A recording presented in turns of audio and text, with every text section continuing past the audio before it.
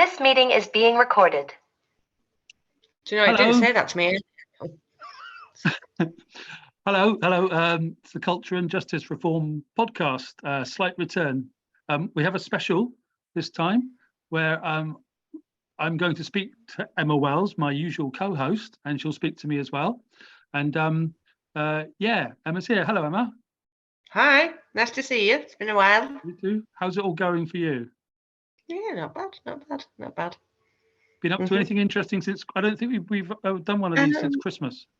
I've settled in now nicely where I am, and I'm getting on what I moved here to do. Obviously, I've written my book.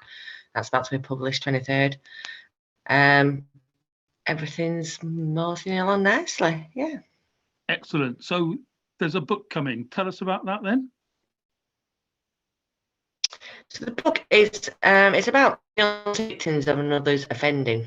Now, it is primarily directed towards the sexual offenders who obviously have the family and the loved ones who surround them, and how these offences and obviously the criminality of another, whether it be a false allegation, which is also criminality, affects these unseen victims. It goes into great detail about how to cope with these terrible things, burdens that are put on these people. Obviously, it goes court etiquette, goes through the visits, how to deal with how first phone calls work.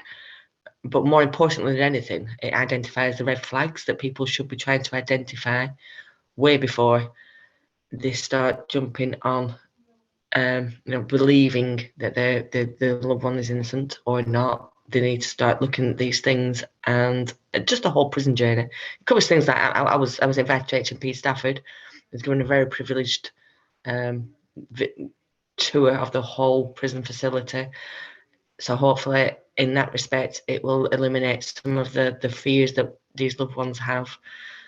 It's just it encompasses everything: the afterlife and what to realistically expect by way of employment, and how they dealt with probation if they put under MAPA surveillance. Absolutely everything you can imagine.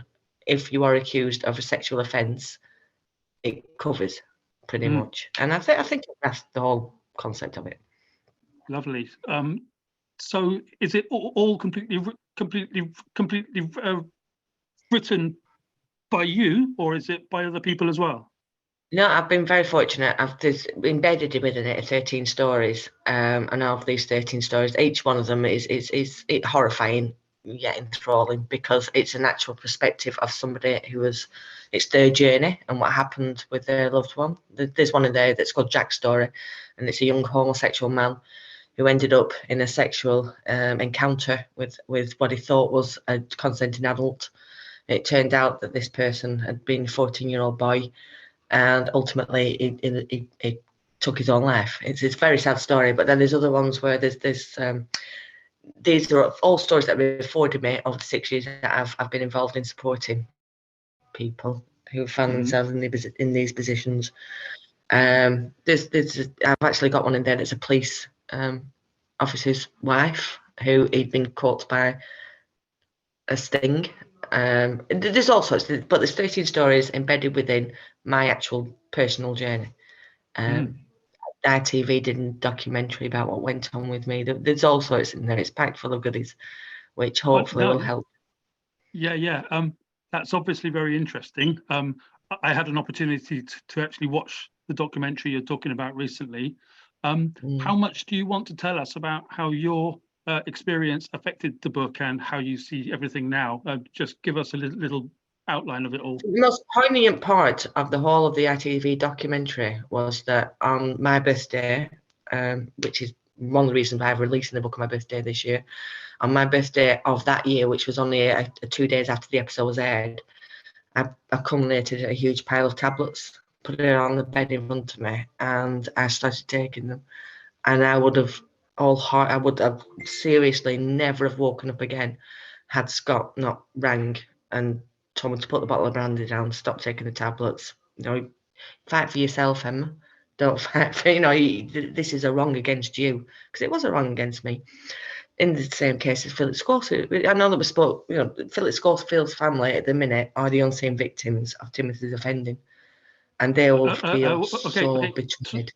Just to stop you there, Well, what's the story for the Philip Schofield thing for our international audience? Sorry. So Philip Schofield, ITV presenter, Gordon the Gopher. He's been around since I was a kid, so he's been around quite some time. Gordon the Gopher? A popular character. I'm old now. I'm getting on. It's an incredibly popular, charismatic UK figure. Yeah, everybody loves Philip Schofield. A few years ago, his relationship broke down with his wife, and it was identified by the press, whether it's true or not, who knows, that he'd been in a relationship with quite a young person, and it was a gay relationship, homosexual. He came out as gay. Fast forward a couple of years to where we are today, and his brother Timothy has been found guilty of engaging in inappropriate and sexual behaviour with a 13-year-old child. Obviously, the media are coming down on him like a ton of bricks, and Philip Schofield has made a bold statement saying that he no longer has a brother. That's a knee-jerk reaction. It's what most of us say. The opening sentence pretty much in my book says that a well-used phrase is, if it was anyone who I knew, if it was my husband, my partner, or whatever, I'd cut his balls off and throw and shove them down his throat. Now, this is not a regular. It happened with John Bobbitt. That's the only case that I can find through trolling the internet. That's the only case I can find. But 19% of prison populations are made up by sex offenders. Now, if that was the case, then there'd be an awful lot of people with no testicles, and there'd also be an awful lot of women in prisons, saving time for committing the crimes against who they believe to commit this criminal offence.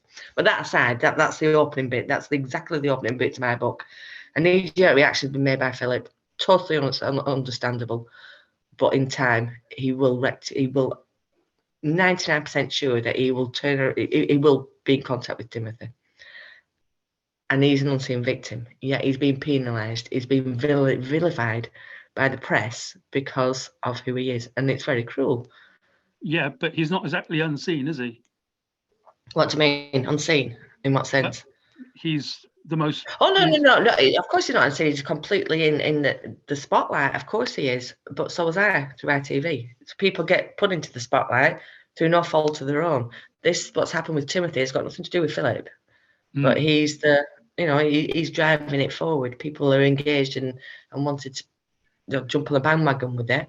And it's cruel because no matter what's going on in his own personal life, what's happened with Timothy has actually got nothing to do with him. It should it's awful. And yeah, so it's vigilantes. That's another thing that the book covers, is that vigilantes will jump on the bandwagon and they'll be baiting for absolute, the throat. They just go for the jugular every time, and they don't realise the damage that they're actually doing, because they're not damaging the person who's sat in a prison cell particularly. They're damaging his mum, Mary, who sat at home outside tea, who's absolutely terrified to leave her own house.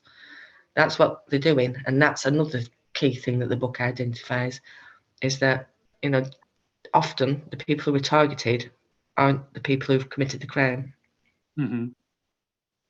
It's a collateral damage, isn't it? Absolutely collateral damage, yeah. And it's kind of interesting, isn't it, that this is a book that you've written, and about 120 years after The Picture of Dorian Gray, written by Oscar Wilde, who's a hero of a lot of writers, and he's a British historical national Irish historical national treasure. But he was doing something very similar to, and it's not even alleged, it's pretty much covered. He was doing something similar to what Philip Schofield's accused of, and his brother has been found guilty of back then. He's still considered a huge hero. He would have been given the same sort of treatment now, wouldn't he? Of course he would. Oh, absolutely. Of course he would have been thrown in jail and the key thrown away, and he would have been vilified, and everything else that has happened to what's going on now would have happened to him. He's still a hero of, as you say, so many writers. How do you draw a line between and differentiate between what went on then and what's going on now? There is no difference, apart from obviously the media aspect and the fact that everything's so public. That's right. And like this part is a bit speculative, okay, but kind of go with me that with Mr. Philip Schofield, as you said, is charismatic, much loved, fantastic for 40 years. We all do love him because he's so incredibly engaging and charming. Of course he is, yeah. And I would propound that is attached to his being in touch with his feminine side, or being all sorts of things, and possibly being gay. He's got that. These things are not entirely separate. You know, he's got all those things going on, and we never think about his sexuality really until he came out with it those few years ago. So at what point there'll be a lot of people online going, "You're wrong, and I knew it, and that's why your brother's done it too." Well, there are, yeah. They're going to be kind of connecting all that up. But the fact is that he wouldn't be that big if he wasn't gay, I suppose, is what I'm trying to say. What, Philip wouldn't, or Timothy? Yeah, Philip. It's got nothing to do with Timmy, who's just been bought into this as a brother. Yeah. I think Philip Schofield's always had that British presence. He's always been encompassing. He's always been a TV presenter. I've known him, like I said, since I was a child. So I don't think it makes any difference really in that respect. Do you? Well, I think that the thing that kind of people are attacking, and they'll be attacking him because of Tim. For him being homosexual, do you think that's the reason why they're jumping on it? Is because Philip Schofield is homosexual, and there was this historic, the claims made by the press that he was engaged in a relationship with a very young man. Yeah, it's a dog whistle, isn't it? What they call it. Of course it is. And the stuff that you and I talk about on this kind of podcast is over the dog whistle and saying, what are they actually saying? And that is what they're actually saying. And what I'm saying is that he's that big because of the things they're attacking him for. Most people aren't as engaged and sort of charming as him because they don't have all those parts of their character coming out of being able to talk to a guy exactly as you talk to a woman, which is what they love about Phil. Yeah. Maybe, possibly. It's not something I'd ever considered, but you give me some food for thought there. Some food for thought. What I did want to talk about, I'd like to say, in my book, I cover an awful lot of firsts that people find themselves going through. The unseen victims are. So you will find yourself waiting for that first phone call, that first visit, everything that's associated with it. And what I do want to say here is that I was very heavily involved a few years ago, around about 2017, 18, 19, with HMP Stafford. And I was, obviously, well, I'm saying obviously, but I went on a visit round the prison, a very privileged tour. I was able to go into people's cells, and I ended up on the same cell as my partner at the time. And I was allowed to go into his prison cell with him. And I was the first woman in the UK to ever be allowed inside a prison cell beside a sex offender. Oh, right. Wow. And I know. Yeah. Anyway, it was a great accolade, and it's quelled so many fears as that story going forward, because people are sat at home. 80-year-old Mary, whose husband's just been carted off, is shitting herself because all she's seen is what's been broadcast into her living room for years of people beating each other up 24/7, and the horribleness of it. So I was able to give them a well-rounded. Actually, it's not that bad. In my experience of that very brief visit there, it was actually really pleasant. It was lovely. But obviously, we know that Rolf Harris at some point, well, we don't know obviously, but Rolf Harris was a resident at HMP Stafford. Now on the tour, the lady governor who gave me the walk round informed me that at not one single time in all of the time that Rolf Harris was there, I think he was there for about 2 years, did he ever have a visit where he had no visitors. Now, this is a public person who's been sent to prison for terrible offending that he did, but he never had a visit where he didn't have visitors every single time. So, until you're put in the position of being the unseen victim of another's offending, you've no idea how you're ever going to react to it. So it's very easy to say that you're going to cut the balls off, you're going to have nothing to do with them, but the likeliness is that you will. So what I wanted to discuss with you was that from your perspective, obviously you didn't expect to go to prison. And from my perspective, I never in my lifetime ever expected to attend a visit in prison. So I think that it would be an interesting dialogue between the two of us to discuss your thoughts, feelings before, after, during, and whenever, and those of the person who's visiting. Yeah. I mean, my first visit, I had a panic attack, and an ambulance was called, which is in the book. So Really? that's how extreme it was for me. Yeah. That was back in 2018. and my parents, that's my mum and my stepdad, would have come up to Winchester to visit me there, where I was for 2 months. So they'd have come to Winchester at the start of that year, and we had all I'd gone to trial, so we were expecting me to go home because there was no evidence, etc., all that kind of thing. I thought, and of course I didn't. Yes, you spend the first 6 months expecting a slip under the door saying we're sorry, there's been a mistake. Yeah. Okay. So I was going out to meet my mum and my stepdad there into this big old hallway with a plastic table, and you have the grey sweatshirt and your sweatpants on. I had a pair of jeans, and you're just very reduced. You're just in an incredibly reduced state. My stutter was in full effect because I didn't speak at trial because of it. Was advised not to speak because of my stammer, and so I was almost mute. But of course, when you see your mum, you're just kind of there's a hug and there's a handshake with my stepdad, and it's all very is everything all right, Ben? Because they call me Ben because that's my family name, So we sort of sat there, had a cup of coffee, got coffee in, and my stepdad got a bunch of the snacks that they serve, which is like Mars bar and two coffees, 2 cappuccinos, and we just talked about the trial. Basically, they said how sorry they were, but they were helpless in the glare of the justice system, like most mothers of the accused, or no idea what's going on. They're just like baffled. And my mum is, bless her, she's not that kind of a fighter. She's incredibly intelligent and cultural and all the rest of it, but baffled when it comes to it. She didn't know. She was at every day of the trial, but didn't know the reason I was inside. Couldn't understand from her 60s boomer into the Generation X what had happened. So she just had my stepdad there trying to explain it all to her, and he was only being kind of talking about the case in facts, and I was talking about the case in facts back to him. And before you know it, the hour and a half has gone in sort of talking about that kind of thing. And it's very, very sweet, because when you're inside, it's also boring and bleak. And as you said, it's kind of nice in sort of Stafford, and it's kind of nice in Dartmoor, but it's the term nice is weird, because that just means it's not dangerous. And I didn't feel much danger. You could see it happening over there, the danger, but it didn't come around me. It's just boring. That's prison for you. It's just very boring. And so every time I saw them, every 6 months for the next couple of years, it got a little bit better, as prison does generally. But it's so sweet to see your mum, and you get the occasional. Every 6 months they visited. Was it only every 6 months? I know you could have it kind of every month. And I know you. But what I'm saying is that I mean, another thing the book covers is the cost to the unseen victim of these wives and mothers, and I'm not taking anything away from your parents visiting every 6 months.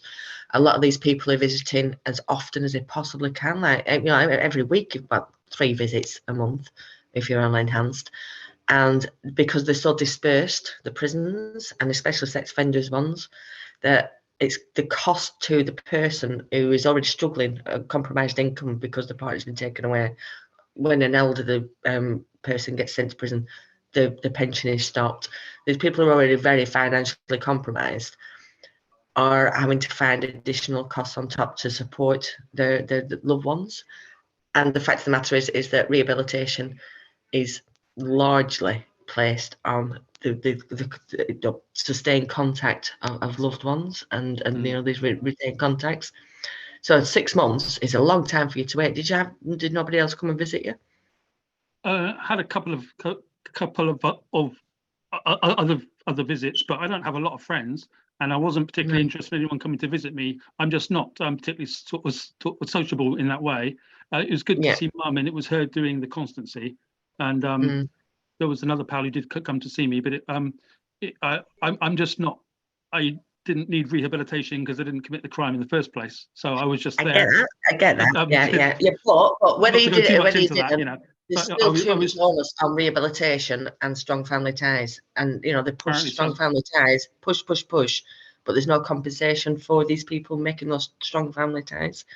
There's, people, I've known people get into extraordinary amounts of debt to maintain the relationship and the contact that they've got and going down. I know that Purple Visits eliminated a lot of that because it was all done online. But prior to that day, I've known people spend £500 on a visit, just on one visit, to go and visit somebody, and it's just something I've always found extraordinary. Quite. Well, what's a Purple Visit? A Purple Visit is during COVID, people, obviously there was no prison visits at all, completely clamped down on them, so you could have a video visit.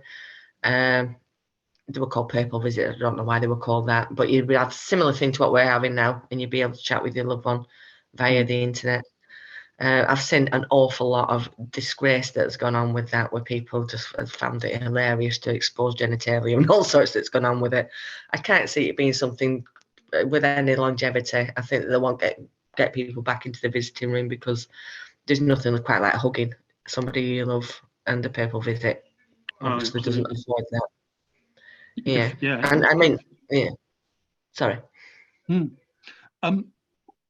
I think to kind of get to the nub of what you're heading towards with this one is that there were lots of people that I was around inside. Just to name one, Mr. Charles Howson was a pal of mine at Dartmoor. He was a Commodore in the army, and he's kind of going through appeal after appeal after appeal, and it became a good pal of mine. And he would have as many visits as he could all the time, with lots of high-level dignitaries and his wife constantly coming in. Yeah, like every couple of weeks. And because he had cancer, bless him. He was basically filling his life inside the way it was outside, just in sort of prison clothes, But he'd have a cravat anyway, so he'd have prison clothes and a cravat. That's Charles, it's fantastic. Did he allow him a cravat? He was allowed a cravat? He was allowed everything. He's the Don. So he's just so incredibly charming and used to this for 70 years. He just got everything to go his way. And everyone loved him for it anyway. And he had a very compelling story. That guy's innocent as far as I'm concerned. And never mind that part. That's a whole other story of things, isn't it? But he was constantly visiting, constantly active, and it kept him chipper. And that was good for the prison, good for his wing, good for everyone around him, and the magazine that I was kind of working on him with. Yeah. So I would have some visits vicariously through him, and then every couple of months see my mum. So it was a kind of a little bit like that, I suppose. Yeah. Oh well, yeah. It's a long way to come as well. Off to Dartmoor is like 200 miles away for anybody into the southwest. For almost anybody. Sorry. Oh no, of course it is. Yeah, but as I just pointed out earlier, a lot of people, obviously, because sex offender prisons are so dispersed. The one that's quite local to where I am, which is HMP Avrig, that's now the largest Cat D sex offenders prison in the UK. I think we've got about 400 inmates in there, and because it's relatively local to where I live, I do meet up occasionally with some of the ladies whose partners are in there, but they're travelling up from down south, and their partners are seeing it as a lifeline, and they do get day visits. I mean, God, the things that they do around here is extraordinary. They're on the beaches, cleaning the beaches up, they're painting benches, they're doing all sorts in the community, and they wanted to obviously get back integrated in the community, and this is part of their rehabilitation. But it doesn't stop the ladies who were supporting them from having to pay out extraordinary amounts of money in order to come and visit them. It might sound like I'm asking for a hand. Wakes up one morning and thinks, I know, I want to be a partner of a sex offender. I want to spend hundreds of pounds every month on going and visiting somebody. Nobody decides that life, but they do. They do, and they're encouraged to do so. And that's what's, it's just that they're never spoken about, they're never identified, and they're certainly never recognised for the amazing work that they do. I call them unlikely angels, because that's what they are. They're unlikely angels. They're absolutely not kind of recognised in the media, as you say, but in the community they are. And the thing is, you talk about sort of sex offenders as if they're a different kind of human being, but they're not. They're people convicted of sex offences, not sex offenders, which is a label. You are so right. I do that all the time. I'm sorry. That's perfectly natural. Everyone does, don't they? But they're people, because it's up to a fifth now of the estate, as you mentioned, sort of 19, 20,000, and increasing all the time because of how they increase the Me Too stuff. I think it's 19%. Last time I looked, it was 19% of exactly inmates. That's a fifth. It's a fifth. And Yeah, it is, which is a substantial amount. But the fact of the matter is that of all the prison inmates, so that a minute I think we're at 99 or 98,000. Yeah. The people who've been, so their index offence and what they're in there for this time may not be what they've done historically. That's the thing. It's all about index offences. I've found, so they could have done something historically that was as heinous as rape or child murder, and then they've gone on to create. So yeah, I'm talking like off of the tangent, as I often do. But that's exactly what happens, isn't it, with the bundling sort of thing that Alison Saunders was dumped for, putting. She dumped. Did she not walk? I thought she walked.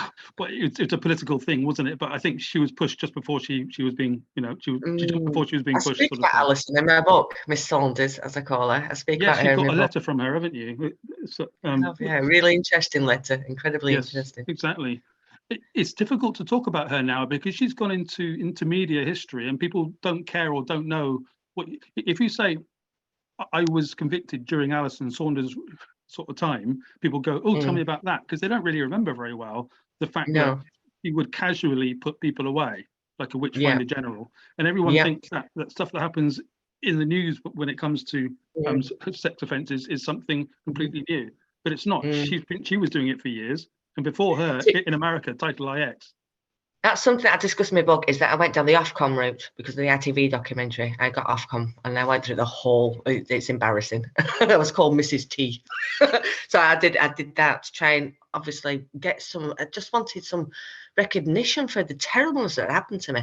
I got my MP involved and I contacted Miss Saunders, and between me and my MP, we managed to get this letter sent back from her. It was around the time that Liam Allen was up before the courts, and ultimately it was thrown out. I will go into a little bit more detail about that for the sake of the public viewing. That the night before his case was withdrawn or thrown out by the judge, it was identified that there'd been serious non-disclosure of evidence that proved irrefutably that he hadn't committed the crimes that it was accused of. 40,000 text messages, I think it was. And the woman in that case has never, ever been brought to any type of trial. She's never been anything. She was just left to walk free. She's still a victim. She's still got anonymity, which is something that I find incredible. But the night before all this information was found and Liam Allen was told, go home, crack on with the rest of your life. He's now got his own website. It's called Defendant. I couldn't endorse anybody who's done something with his life on the back foot of what happened to him. As tremendous, well done. But it was around that time, and Miss Saunders made comments in the letter that she sent to me about certain, well, you need to buy the book and read the book, but about certain things that were going to change and remedies that were going to be brought in. And there's 2 paragraphs in there that discuss what she put in her letter to me, and nothing's changed. You have to give us a little bit. Changed. They're going to buy the book anyway. Just what's in the paragraph? She said, "Oh, I can't remember. It's ages since I wrote that chapter. It's ages, but just that obviously they identified and understood. This is my wording, not her wording. Identified and understood that there were failings within the way that the CPS record disclosure and how they pass it over to the prosecution, and that going forward things will be remedied. That things would change. That was. I'm using the word remedy because 1, I like it, and 2, I think she used it. But there would be change. There would be change in how these things were done. But nothing's changed as far as I'm concerned. I still have people approaching me on a daily basis who are struggling with disclosure, non-disclosure of items that they believe are there. And in fact, I've got somebody very, very recent who I'm supporting, and his solicitor or his barrister, his counsel, are really struggling to get the undisclosed piece of evidence. They're just not willing to put them over. How that's still happening in this day and age is way beyond me, because it should just all be transparent. All of it should be transparent, and it should be between defence and prosecution to decide what is undisclosed evidence, not just the CPS. Yeah. And that is it.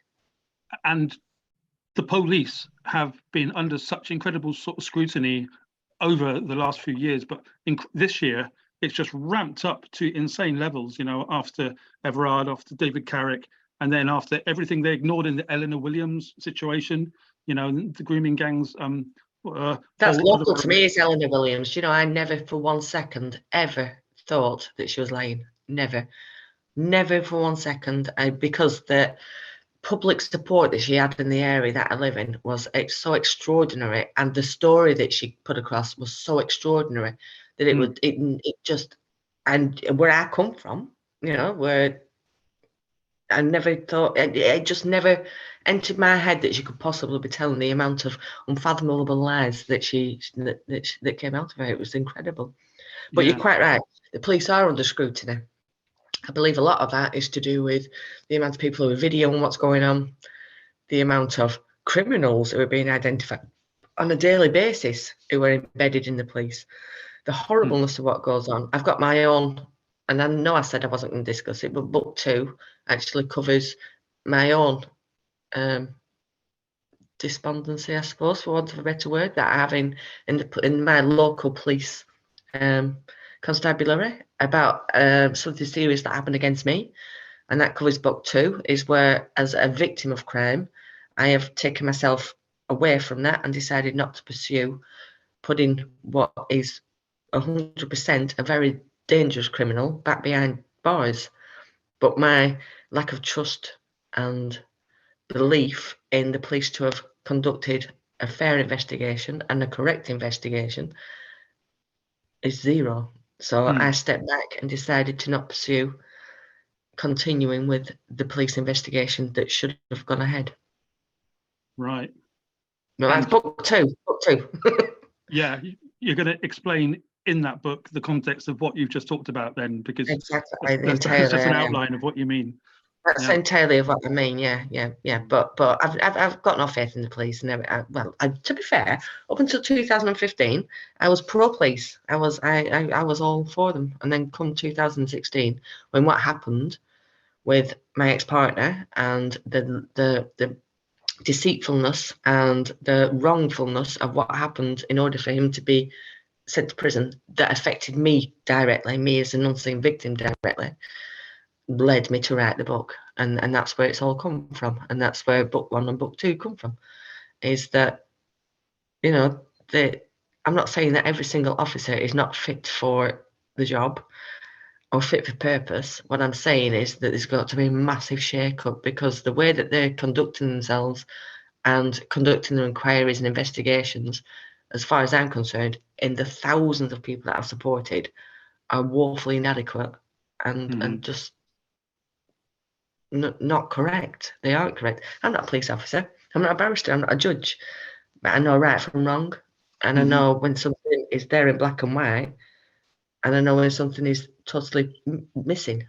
Yeah. And that's what I've struggled with for all these years. And that's what I stand up for. That's what I have a voice for. Absolutely.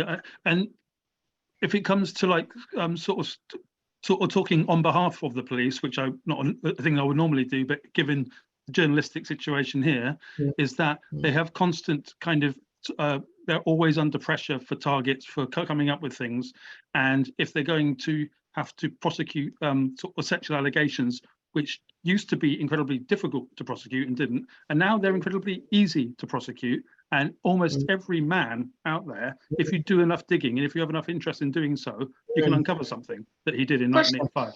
So then it all becomes, it's the low-hanging fruit. And then then you got all the police doing that. They're all a bit embarrassed about asking the questions, but the paperwork comes through, and before you know it, you're in court. And it's like, what happened? You know, so I have a degree of sort of sympathy for them because of the political pressure being put on by bloody activists. To my constant bugbear. I'll tell you something that really intrigued me. So the investigation that happened back in February this year, it went on until the end of June, and the police are obliged to give you a call every so often. Yeah, they have to. The officer in case has to call you. On not one occasion did that person not call me at the time and the date that he was meant to make that call. He never missed it, religiously, never missed it. He failed to go to the pub and take CCTV footage. He failed to contact my witnesses to get to get evidence. He failed to tell me not to have a shower. He failed to not tell me. All sorts. There's a catalogue of errors. But on not one date did he ever not call me at the time, specifically to the fucking second. Hello. That he was supposed to. So is that about dairy man? Weird thing is that, you know, you're not a dairy manager, you're a police officer. Do your job. Do your job. Well, I found it crazy. I found it incredible, and that was the straw that broke the camel's back in the end. There is such an amazing amount of bizarre stuff that the police do in terms of safeguarding and everything else, where you get these, they're operating all over the place in various unseen ways, and you develop your bits of evidence here and there about what they're up to. You're like, they're almost obsessed, and it's almost kind of a bit embarrassing, because you're like, I want to get some help or something, you know. And they don't like it when you point that out, of course, so you don't sort of do it very often.